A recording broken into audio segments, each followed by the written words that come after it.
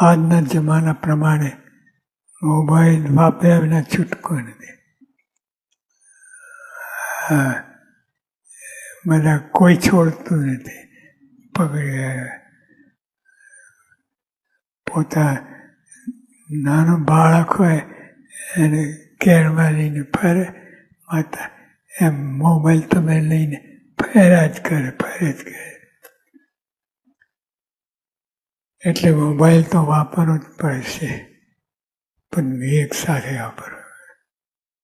મુદ્દો એટલો છૂટકો જ નથી મોબાઈલ વાપર્યા.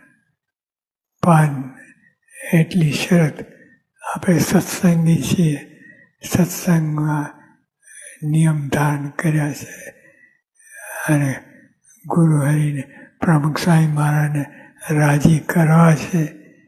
એ આ કારણથી આપણે વિવેક રાખીને વાપરો.